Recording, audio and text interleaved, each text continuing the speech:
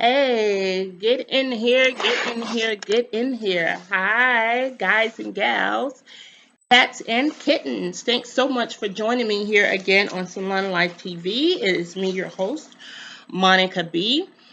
And I first want to give a big, huge shout out. Thank you to all of the cosmetology, barbering, salon professional instructors that are holding it down online. I wanted to piggyback off of a post that I put on the Salon Live TV Facebook page, giving that huge shout out to instructors the other day as I was coming up with things to make class a little bit more less monotonous. So I was able to grab a few of my other teaching tools last week from campus very carefully and drag them back here to the house and do what I needed to do here. Um, I had about a 2 week window after we first left school for the shutdown, and then we didn't really hear anything. I didn't know what the school was going to do. And then we had meetings for how they pulled together online classes, and they gave the teachers the option if you wanted to teach or not teach online classes. I chose to teach because I needed my money and was not going to leave it up to the powers that be to tell me when I was not going to get my money. Um, so I will first say I apologize for the intervals that we're having in between video uploads on the Salon Life YouTube channel because I had tried to make an effort of doing something about once, every couple of weeks or a month or whatever. Actually was in the process of interviewing other people to see if they wanted to be co-hosts on the channel, and everything with coronavirus kind of had all that as a setback.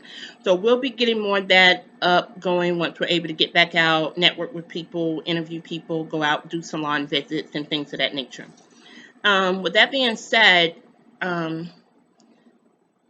this is not easy. In the classroom, it's not easy. So for those that are making an extra effort to turn your home, your garage, part of your den, which is where I am right now, into a classroom, I congratulate you because this could have easily went the wrong way. Not saying that the teachers who are not doing it didn't really want to do it or didn't care about doing it. I'm really hearing that people just didn't have the space or the capability to do it. So I didn't get an extra computer or anything for my job. I'm using my own computer, using my own Wi-Fi at home. There's probably going to be talks about that when we go back about how teachers can be further compensated for that. That was that issue. I've had to make maybe 3 trips to campus over the past 6 weeks to get tools and things as I needed, as my schedule for classes were changing, to make sure that I'm just not being a monotonous whole hum every day, and to kind of make sure I keep the students engaged. So for that reason, yes, I missed the physical classroom. You get a little bit of a rest that you're not just in a rat race every day, getting up, getting out, getting in traffic. If you're taking a train and you're commuting, like all of that stuff, yeah, it's a good break for that. But cosmetology and barbering profession, I do know without a doubt this is going to change our industry twofold. One, it will change it in how we're viewing infection control procedures. It was another barbering post on YouTube I saw where someone put up a barbicide container and circled it that coronavirus was in the list of potential pathogens that it kills. This is just a small one that we're using for our state board practice kits, so it doesn't have the full ingredients list on it, but several things: barbicide, selecticide, a couple other things will have the full list on it. So I thought, yeah, this is not new. Coronavirus is not new for this type of coronavirus, but it's not brand new, brand new. It's actually in the SARS family. And I just watched the movie Contagion again last night, but with a more tuned in mind. And that movie is almost 10 years old. And we talked about the novelty of it, novel virus. We talked about the end of the movie wrapped up, where it talked about the wet markets and where the virus originated, going from this animal to that animal. So how does it automatically jump into a human being? The whole mystery of that was solved in the last few little seconds of the movie.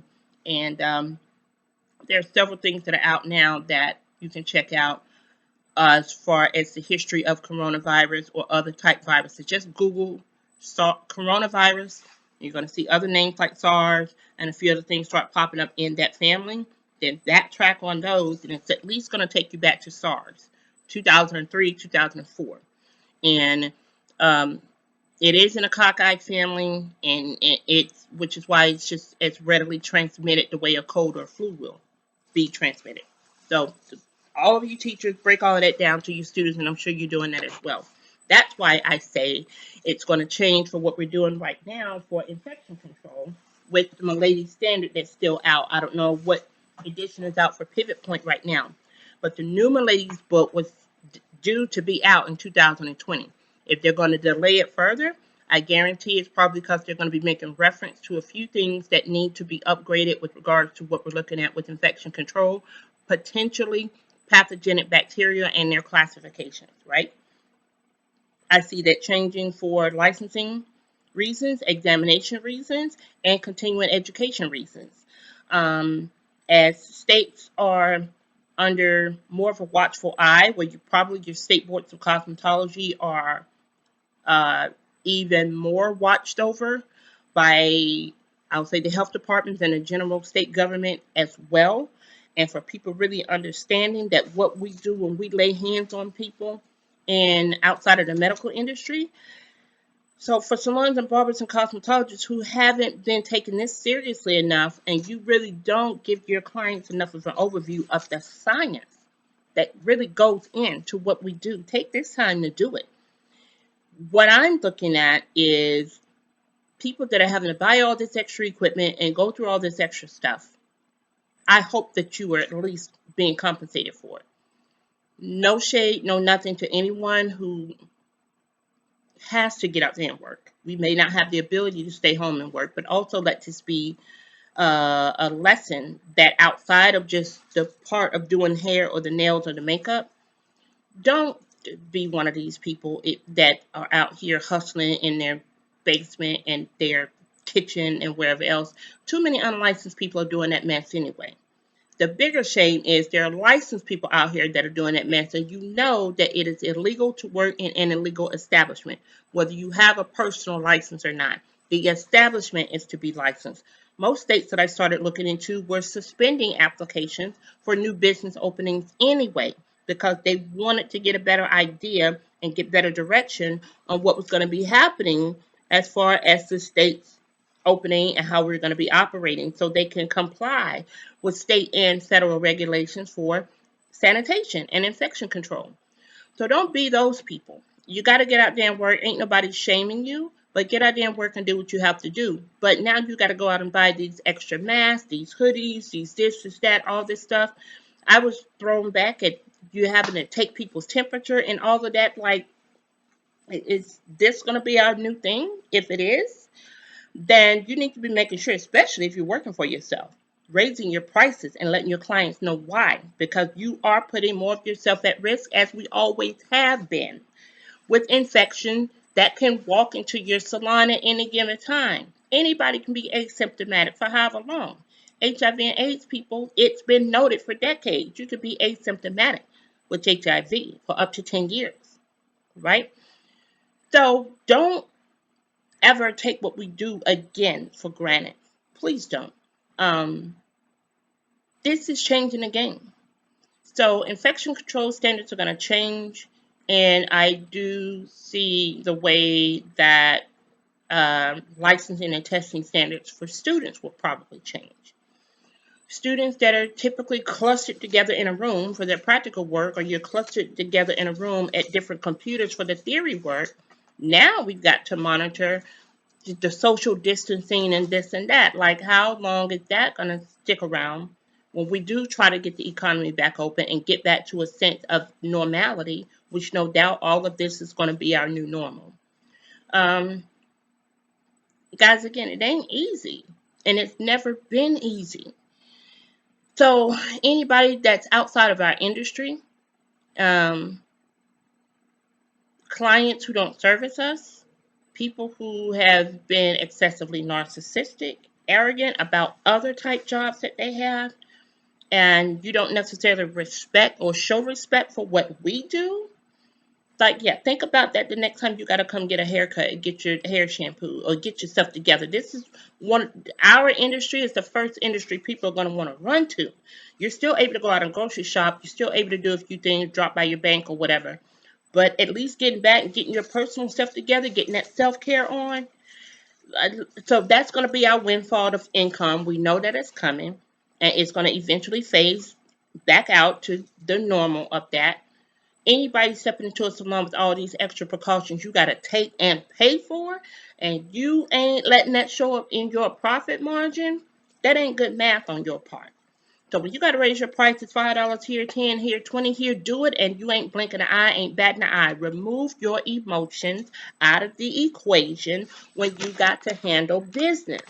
Clients need to understand what we do and why we do it. I don't particularly care whether they like it or not, but we run a business. We are a business.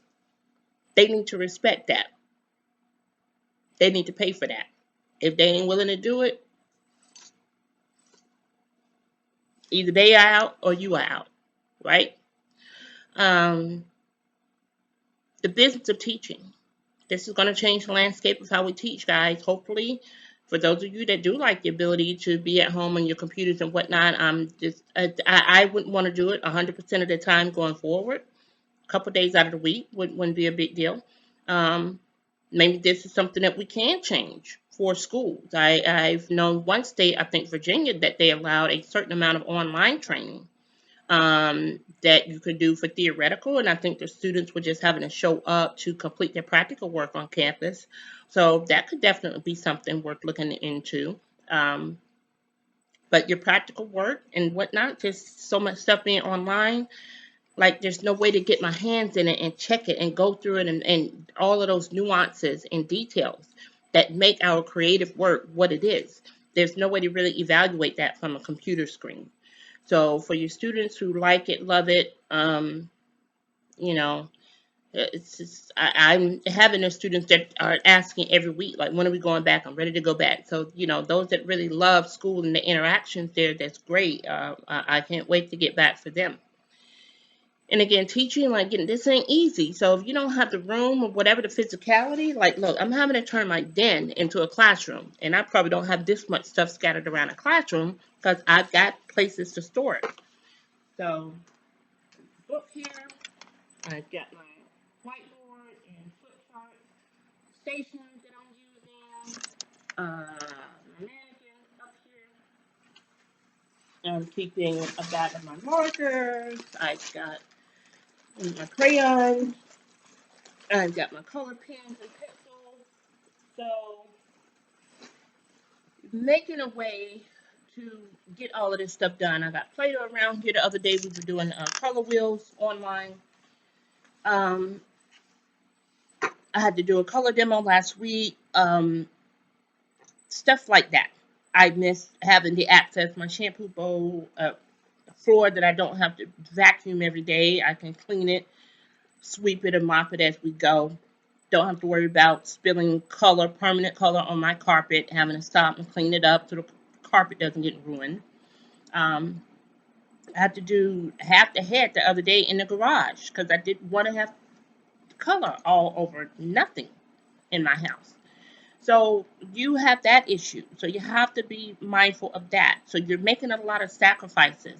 For those who don't understand those sacrifices, we ain't worried about them right now. We know we're doing what we do because we love what we do. And again, kudos and thank you all for being the frontliners.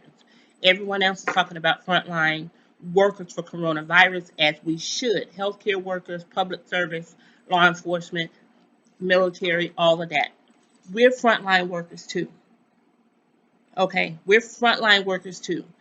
From preschool to this or that or whatnot, and that's probably about the only thing school-wise I've seen that are still open in some of the daycare.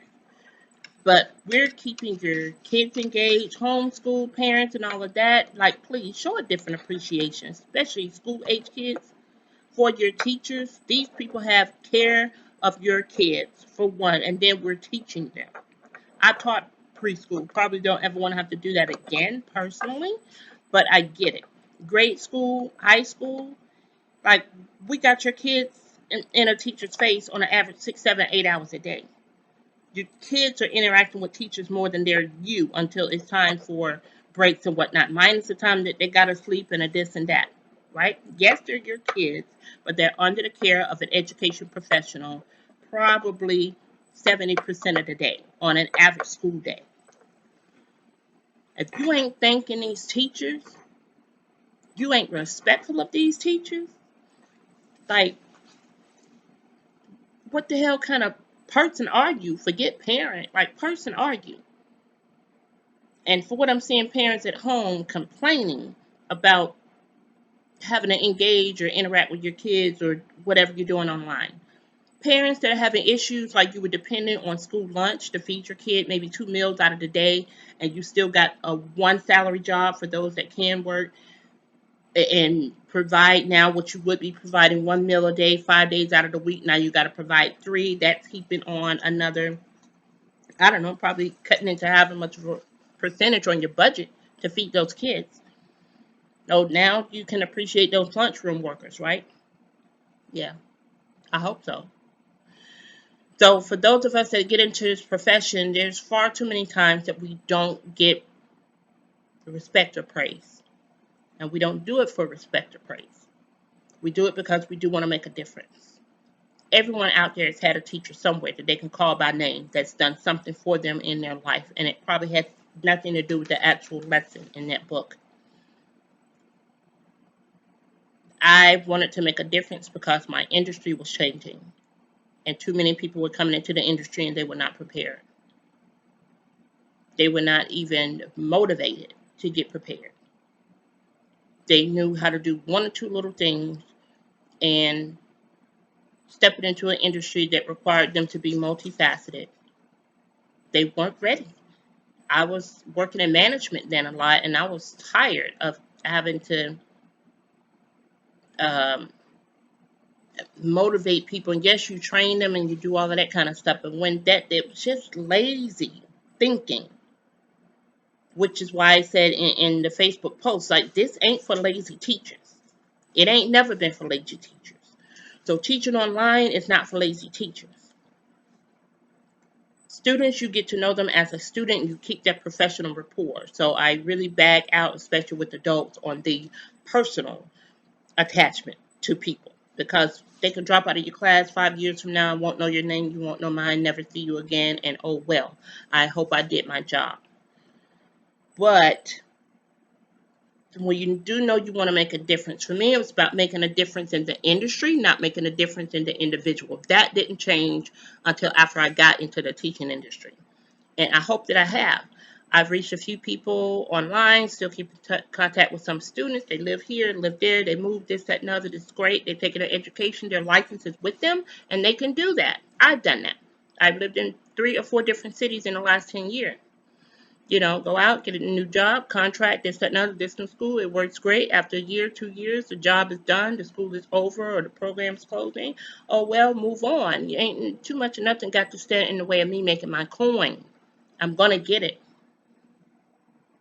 Um, Again, it's just not easy doing what we do and to get up and keep ourselves motivated every day.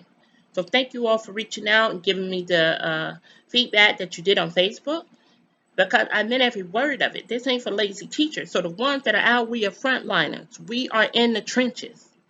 We the soldiers, we the army in this thing that we call salon and spa education. It's us.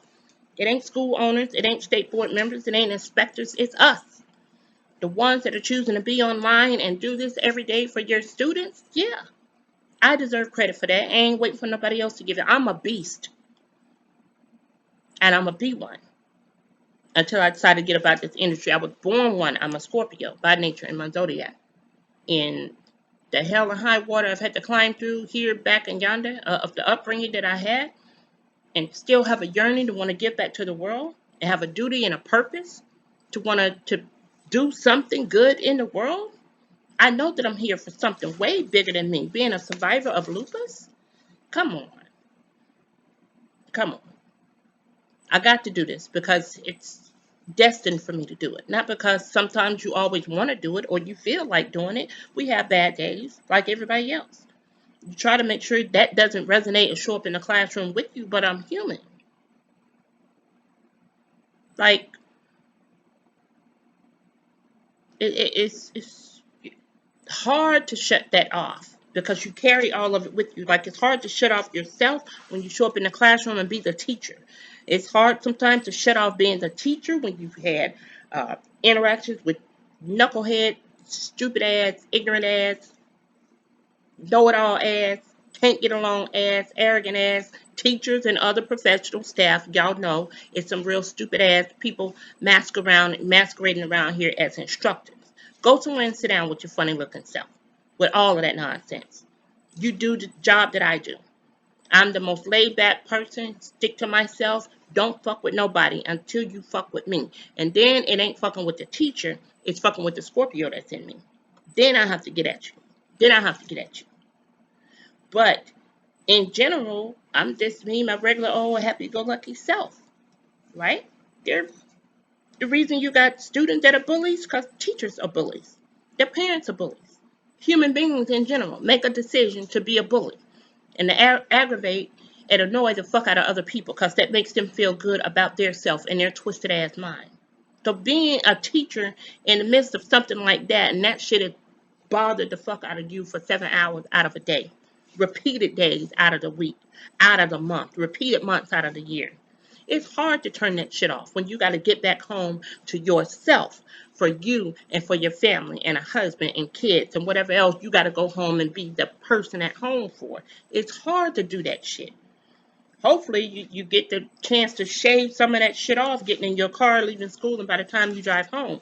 But now we're at home every day with students, with this, with that. And then you got to separate that and just go to a different part of your house to be there for your family. Like, come on. Come on. Ain't nobody got to tell me to take some personal days or some personal care days. I do that. And I ain't advocating you do it in a negative way. Do it in a way that best takes care of yourself. But trust me, when this shit is over, I got a full spa appointment, full massage, full facial, a whole weekend. I'm planning at a casino to get my poker back up, to lay out by somebody's pool, to do something. Like I'm maybe looking at a quick little Las Vegas little cha-cha-cha. That may be something we can throw in the comments on YouTube and talk about our little coronavirus, little yin yin yang in a Las Vegas somewhere for a little weekend. I can throw it together real quick. I'm 2 states away from Vegas, real quick. I ain't gonna be no plane, 2 hours, 2.5, boom. McLaren, how you doing? I'm up in there, right? So, guys, again, for instructors, let's take this time to understand the responsibility of what we have. And since we all do, we're online doing what we need to do, but we're frontliners too. We're on the front line too. I try to end every segment with telling the students to stay safe and corona free. That's going to be in the tagline here. Do that for yourself as well. Don't forget about you. It's too easy for us to not take time for ourselves when we're working. That's that me time everyone's talking about. Do it for yourself now. Do something. I try to get out of the house at least once or twice a week. If not, taking a walk or something in the neighborhood, but get out, get in the car, go do my weekly grocery run, a few other things at a Target or Big Lots or something like that. I may eat out once a week, kind of cutting that back a little bit. Just watching my budget because my regular money ain't what it was, but it's okay. And I've gotten the stimulus, yes. I got my tax refund, yes. But some bills still got to be paid. Shout out to T-Mobile for giving me that 2 option a month payment. Broke it up on last week, paying the other half next week. Every little bit helps. Thank you. I'm finishing up work on some other certifications and training for myself. So I'm spending some time at night, some time during the day, in between classes, getting my own stuff done now that I got time to knock a few more classes and assignments out. So I'm doing that for me. But yeah, don't forget about you during this transition. Don't.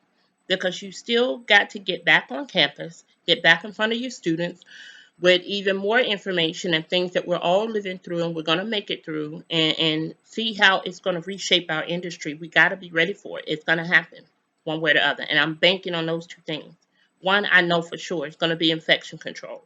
The other is going to be testing and licensing. It's definitely going to be some updates, right? I want to be a part of the process. I'm thinking June is when there's the NIC's annual meeting, and it's going to be in Biloxi, Mississippi. I'm hoping everything is, you know what, now that I said it, guys, for those of you that just want to attend and get involved, that could be our little get together weekend. Salon Life, put that in the comments. Let me know if y'all with that. Go to nictesting.com, and when it's got meetings or something on the link, it's going to have it in the link. I looked at it a couple weeks ago, and I thought it was June. It may have been July. But if it is June, that's next month, right around the corner. We may still be able to make that. And that can be everybody's little turn up and be a part of legislative updates and all that kind of stuff. But it still could be a little, instructor impromptu get together, turn up little weekend. Everybody can just pat themselves on the back, let their hair down, let their weave down, let their lace fronts down, whatever. Have a good time and knock out two birds with one stone. That may be worth it. I was thinking about it for me anyway because it's closer to my home state of Alabama, so it's right there, So it's either going to be probably flying into New Orleans and then driving over, or I don't know. That's probably just going to be the closest. I don't want to make too much of a drive. New Orleans would only give me about an hour out to drive in, so that probably would make sense versus doing Jackson, Mississippi. I don't know. I'm just thinking of where I have to fly from. Maybe to try to get a nonstop flight and to get in with no problem. So anyway, think about that. That may be worth it. I think I'm going to throw that into the YouTube chat segment as well. Salon Life TV on YouTube to see if that could be a little impromptu thing. I have to get online and see what the casinos and stuff are doing and how they've been holding up. And again, what's going to be what. If I'm not mistaken, I think the conference anyway was scheduled to be at the IP, which is going to be on the Biloxi end of Biloxi and Gulfport, which is not too far from the Beau Rivage and the Hard Rock and whatever, Sam's Town or Boomtown, whatever, is all kind of in that little back end area back there. So that may be what's up. You're coming in from the east side of Mississippi, which would be West Alabama. That's going to be in when you first come in off of the I-10 and you hit the D'Iberville exit. IP and all of that stuff is kind of on that side there. So yeah, it may be worth it. It may be worth it. All right, guys, I'm going to sign off. To you warriors, you soldiers, you that are in the trenches, you frontline teachers out there, hold it down, guys. Thank you. Thank you again. We can't thank you enough. This is why we do what we do. And I did want to sign off from a few points that I pulled up online on teach.com. Just Googling, why do teachers decide to teach? For the most part, I do think it's a subconscious effort for us. And most of all, can say that it's a calling. And the calling is for what? Most of the time, people want to make a difference. They want to do things different. And I do agree with that. But I wanted to roll these off, and I'll put this article in the link as well, in the bio. It says reasons for becoming a teacher. So again, teach.com, reasons for becoming a teacher. I hope you guys can see it. If it's not too bright. At any rate, one says you want to improve the quality of education. I agree with that. One is to give back to your community. Another one is to change the lives of students. Those are three main reasons to become a teacher. Again, teach.com, go in, find this article, or I Googled why do people decide to teaching as a profession or something of that nature. 3 reasons. You want to make a difference. You want to change the community. You want to make a difference in the lives of your students. I agree with all of those. So drop that in the comments and let me know which one most stands out to you. And where it says, for me, make a difference in a community, I'm going to change that for me personally and say I wanted to make a difference in the industry as a salon and spa professional. I wanted to really lock down. Now I'll be celebrating 30 years at the end of the year as a cosmetology professional and, 17 years as a licensed instructor. And I get more and more excited about it every year. I want to do different things, challenge myself for different things. So I'm not really at all just a sit and do a one person type thing. That's a great thing about it. Being creatively minded, I do try to make sure that anything that I put out, I can try to make a coin at it. So online teaching, I definitely got to get that going up, ticket a little bit more than what I was doing. Um, what we're doing right now, standard teaching, getting as many certifications for product companies out there that are offering it. PBA has been really good. Professional Beauty Association, behindthechair.com has been pretty good by offering things. Hairbrained is fairly new on the scene. Check them out. They've been offering a few different things. Grab as much as you can. And again, that's still feeding your purpose. Now you got more information, even more, to give back to your students when we get back to class, right? I'm going to sign off, guys. I'm hungry. It's getting late. I need to get out of here and get something to eat. Take care. Thanks again for joining me, Salon Life TV. Drop down in below in the comments, like, share with people. Positive comments only, positive energy, positive vibes going out to you guys. I'm going to sign off, leave you with a be blessed, yours in prayer, yours in thanks. Free the land, beloved. Thank you all for joining me. Namaste. Bye.